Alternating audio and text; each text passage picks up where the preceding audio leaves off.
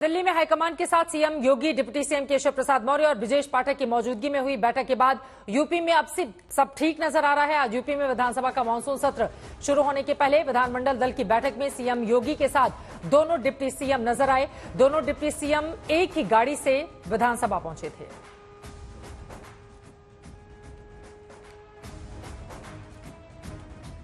Deputy CM Keshav Prasad Maurya ने UP में BJP को मिली हार पर भी बयान दिया। उन्होंने कहा कि अति आत्मविश्वास ने बीजेपी को यूपी में हराया है।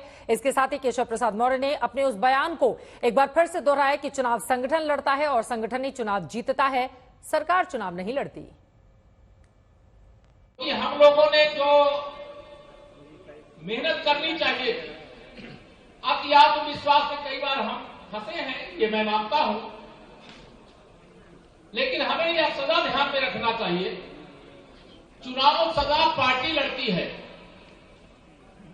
और पार्टी ही जीतती है। 2014 में सरकार थी क्या भाजपा की? बताओ थी क्या? जीते थे कि नहीं जीते थे? 2017 में सरकार थी क्या? जीते थे कि नहीं जीते थे? लेकिन जब सरकार नहीं थी तब जीते, और जब सरकार आ गई तो थोड़ा सोचे कि अब तो सरकार के बल पे चुनाव नहीं जीता जाता, पार्टी ही लड़ती है, पार्टी ही जीतती है।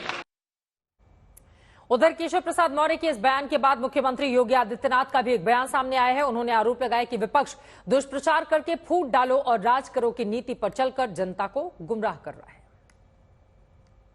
उत्तर प्रदेश जैसे अनलिमिटेड पोटेंशियल के प्रदेश को अराजकता की भट्टी में झोंकने के लिए जिम्मेदार थे। बहनों और भाइयों, वे लोग आज आपसी फूट डालो और राज करो की अपनी नीति के तहत लगातार अपने दुष्प्रचार तंत्र के माध्यम से समाज को गुमराह करने का कार्य कर रहे हैं। सीटों पर होने हैं उपचुनाव, लेकिन उसके ठीक पहले अब बीजेपी भी यहां पर आक्रामक रणनीति लेकर आगे की ओर बढ़ना चाहती है। लेकिन सबसे बड़ा सवाल, उत्तर प्रदेश बीजेपी में क्या सब कुछ ठीक ठाक हो गया है? इस वक्त कुमार अभिषेक हमारे संवाददाता जुड़ चुके हैं ज्यादा जानकारी के साथ। कुमार, तस्वीरों में तो नजर आए मुख्यमंत्री योगी आदित्यनाथ के एक तरफ ब्रजेश पाठक थे और दूसरी तरफ केशव मौर्य, लेकिन बाद के बयान ने एक बार फिर से उन विवादों को हवा दे दी जिसको लेकर सवाल पूछे जा रहे हैं कि सरकार और संगठन में सब कुछ ठीक है या नहीं है। अभी के मतलब मायने क्या निकाले जाए केशव मौर्य के बयान के?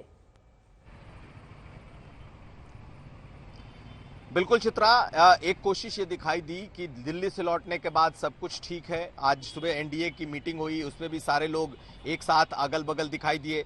मुख्यमंत्री जब मीडिया के साथ ब्रीफिंग कर रहे थे तब भी पीछे से दोनों डिप्टी सीएम आए और दोनों उस फ्रेम में खड़े हुए। मुख्यमंत्री ने दोनों का अभिवादन भी किया, दोनों को धन्यवाद भी दिया।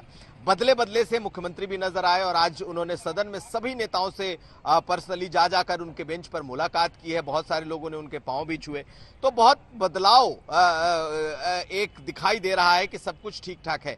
लेकिन शाम होते होते जब एक कार्यक्रम पिछड़ा वर्ग का सम्मेलन था, उसमें केशव मौर्य ने एक बार फिर वो बातें कही और उन्होंने ये कहा कि संगठन ही चुनाव लड़ता है, पार्टी ही चुनाव लड़ती है, पार्टी ही जीतती है, सरकार के दम पर चुनाव नहीं जीता जाता।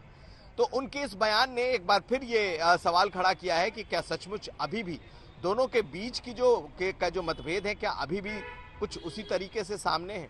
मुख्यमंत्री योगी आदित्यनाथ ने भी 69,000 शिक्षकों का, जिसका की हवाला कभी दोनों नेताओं ने दिया था, केशव मौर्य ने और अनुप्रिया पटेल ने, उन्होंने कहा कि 69,000 शिक्षकों के बारे में हम पर सवाल उठाया गया उनके रिजर्वेशन को लेकर के, लेकिन ये कभी नहीं देखा गया कि 6.5 लाख जो नौकरियां हमने दी हैं उसमें 60% से ज्यादा ओबीसी हैं।